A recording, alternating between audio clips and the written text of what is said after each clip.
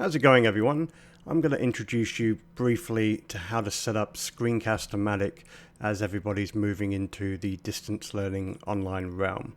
So firstly, what you want to do is jump into Google, and do a quick search for Screencast-o-Matic. And this is the one you want. It'll always usually be the first one at the top. So just click there. Now, this comes in a couple of versions. You've got the priced one, which off the top of my head, I can't remember how much it is. We'll just take a quick look. It's not that expensive, so $4 a month billed yearly. So yeah, you can get your school to pay for a license, and these are all the extra features you get. So you can pause here if you want to read this in more detail. But for what we're doing, we're just going to be looking at the free version, which essentially gives you 15 minutes of free recording, and it will do everything except for capturing PC sound. So if you do want to show some clips, you're not going to have any sound with those. You will have to actually purchase a license for that. But for what we want it for, you don't really need that. So once you get to the main landing page, you want to click on this, start recording for free. This will take you to the launchers, and you can select your language. So unfortunately there's no Queen's English here, but whatever. So click on Launch Free Recorder. It'll then start downloading the software for you, which is really, really small. So you want to say yes, let it load, and here we go.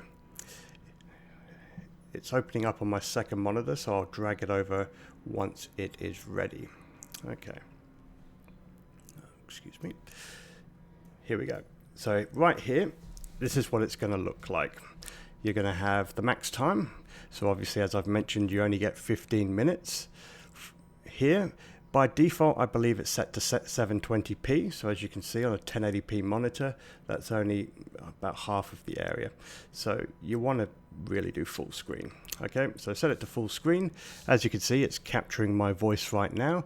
Make sure that your default microphone is set.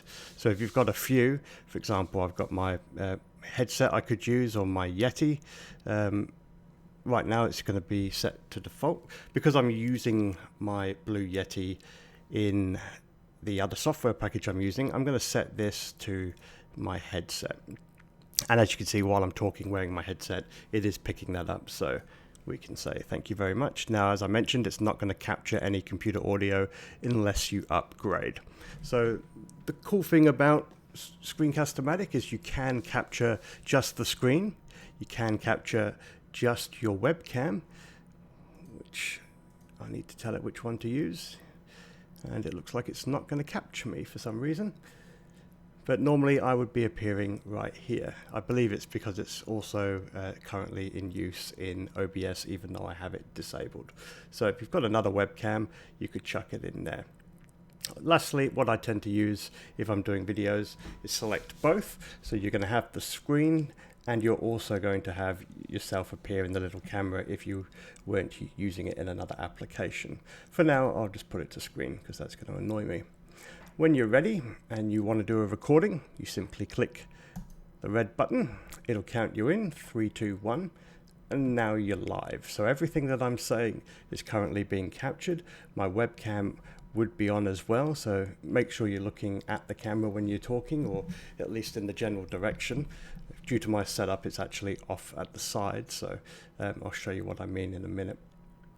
And you've got up to 15 minutes to record. Now, ideally, research has shown with flipped learning that students can't really maintain more than about 12 minutes. That's about the maximum. So none of your videos should technically go longer than 12 minutes. So that 15-minute window is plenty of time. You're better off chunking everything up into sort of 3-4 minute bites. Maybe 6 minutes is a sweet spot, and breaking things down by that. So if you've got a really long PowerPoint, rather than do one long recording, break it up into multiple recordings. When you're finally ready to finish, you just come down here to your recording window. You can see how long it's been going for, and we're going to click done. Now what I can do is either edit the video, or you can save it and upload it straight away. I'll show you the editing right now, just so you can have a look. Just drag this over. So no, we don't want this. And basically you can see the soundbar here, the options of how to export it. And now you're live. So everything that I'm saying is currently being captured. My webcam. So it is quite jarring hearing your own voice, I will admit. Now you can sort of drag to any place on the timeline. You can add some music.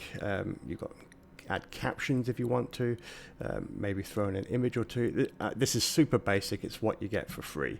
You could either, if you've got one, upload it straight to a YouTube channel, upload it to Screencast-o-Matic if you have a account there. What I tend to do is always save it as a video file. And you've got a couple of options, Flash video or AVI. I tend to stick to MP4. It'll work on nearly every single platform.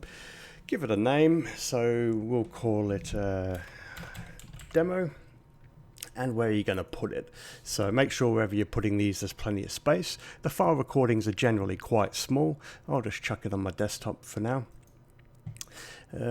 Folder, so do you want the cursor to be highlighted or just the cursor? So if you, for example, really want to call aspects out of a recording, so if you're doing a what's the word, a narration over a task sheet, then you definitely probably want to highlight where the cursor is. Open captions, so you can add new captions if you want. When you're ready, you just click on publish and it will start rendering the video. Now, obviously the longer the video, the longer the rendering will take, so just be aware of that. Once it's ready, you can go to the folder to have a look. You can copy the path to share it. In this case, we'll just play Now it. you're live. So everything that I'm saying is currently being captured. My webcam. So there you go. That's basically an introduction to how that would look. Now, quickly, that for about a 1 minute file, that came in at 2.36 megabytes. So not very large at all. So MP4s are the way to go if you've got limited space on your learning management systems, because I believe we've only got about 15 meg with DayMap, which is pitiful. So just be aware that small files are good because they're easy and quick to share. Obviously, the greater the quality, the larger the file size will be. So just be aware of that. Something else that you might want to do is also upload it to a YouTube channel and share it that way. And the next video I'm going to do will be introducing Microsoft Teams and how you could go about recording that. So I hope you found this useful, and I'll catch you in the next one. Thanks guys, see you later, bye.